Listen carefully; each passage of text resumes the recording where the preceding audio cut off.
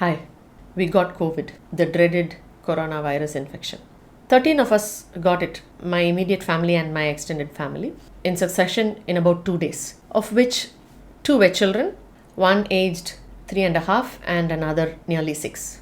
I'll detail the experiences that my family had, my husband, my daughter, myself, and my mother. So I was the one who realized the symptoms first. I had a sore throat along with a cousin, and I thought it was because I had had water straight out of the freezer. Anyway, I had the sore throat for about one whole day, and then I developed fever.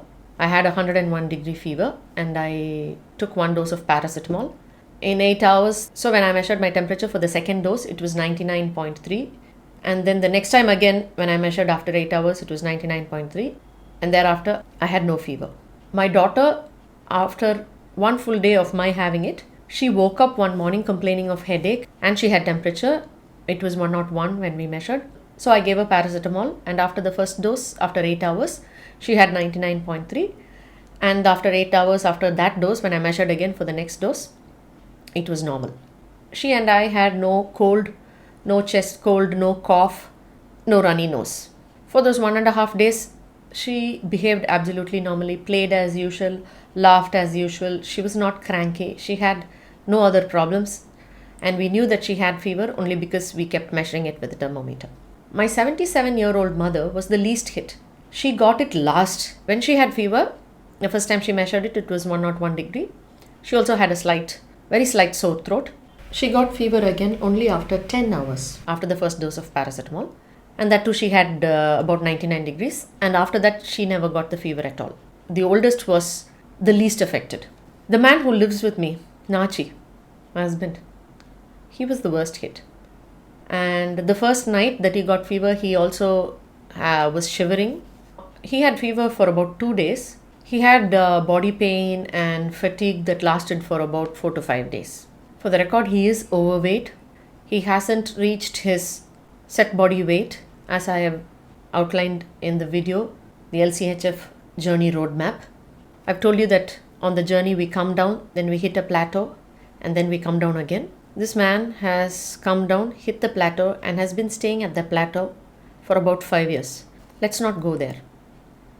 I believe we were susceptible to this infection because our inflammation may have been slightly high. I don't know. It kind of showed up on our faces. Like if I break the diet and start eating carbohydrates maybe 3 or 4 days in succession, it'll show on my face. You'll see a puffy cheeks, and around my eyes it'll show.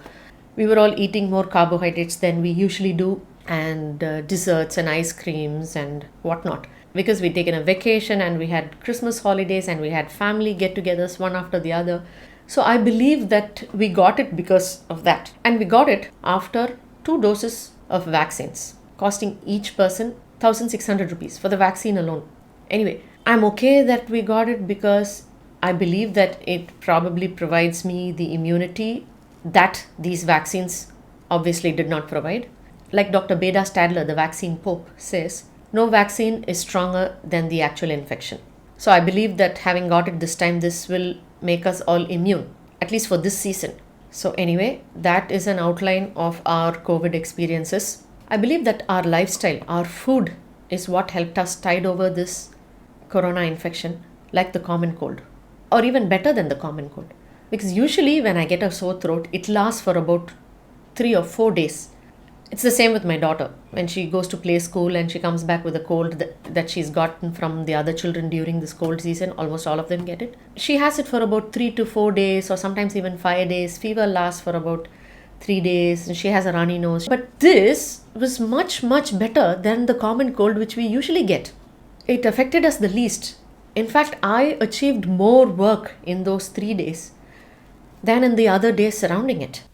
I took a PCR test just in order to make sure that it was indeed the coronavirus and not the common cold, because it was so mild. I thought maybe it's not the corona, it's the common cold. But the test came positive for all of us that it was the coronavirus. I believe that this didn't affect us much because of our basal health, because our inflammation is quite low, because our metabolic health is good. And unlike the people who had bad outcomes for COVID, we do not have metabolic health conditions of metabolic syndrome, like diabetes, hypertension, heart disease, obesity, and other related conditions. We do not have insulin resistance and leptin resistance, which is the underlying cause for all these metabolic syndrome health conditions. Our insulin levels are in the fairly healthy range, and we have achieved this because we eat low carbohydrate, high fat foods. Our carbohydrate intake is mainly from vegetables, not from processed grains. Grains are basically seeds of grass. I don't see why we should eat the seed of a grass as our predominant main food. So, our intake of carbohydrates is from vegetables, and then we eat good animal proteins and good healthy fats. And because we eat these foods, our insulin and leptin levels are fairly good, and therefore our immune response to this viral infection has been good. It hasn't overwhelmed our body with a cytokine storm as would happen for people who are inflamed with these metabolic syndrome conditions. Instead, the immune system was equipped to fight off the infection easily, and it didn't affect us much. To know more about the LCHF lifestyle, please visit our website and watch our videos on YouTube. Our channel is Indian LCHF. If you like this video, click or tap the like button. If you like to receive more videos from Indian LCHF, subscribe and click the bell notification. Do share this video if you think it will be useful to others. Wishing you good health and long life. Thank you.